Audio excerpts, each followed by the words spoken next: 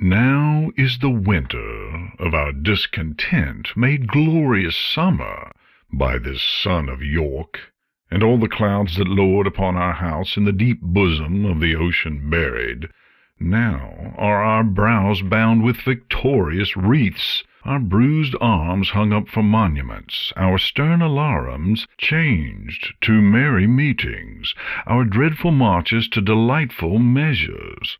Grim-visaged war hath smoothed his wrinkled front, and now, instead of mounting barded steeds to fright the souls of fearful adversaries, he capers nimbly in a lady's chamber to the lascivious pleasing of a lute.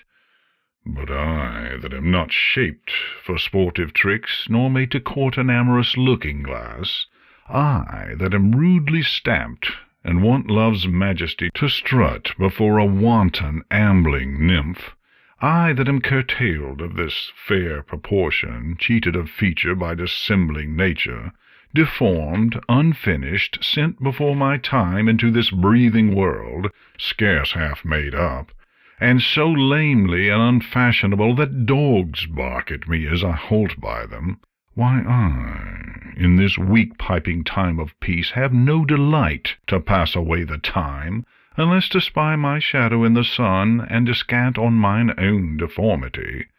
And therefore, since I cannot prove a lover to entertain these fair well-spoken days, I am determined to prove a villain, and hate the idle pleasures of these days.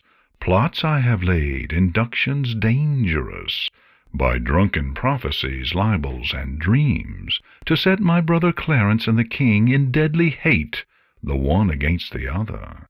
And if King Edward be as true and just as I am subtle, false, and treacherous, this day should Clarence closely be mewed up about a prophecy which says that G. of Edward's heirs the murderer shall be. Dive, thoughts, down to my soul. Here Clarence comes.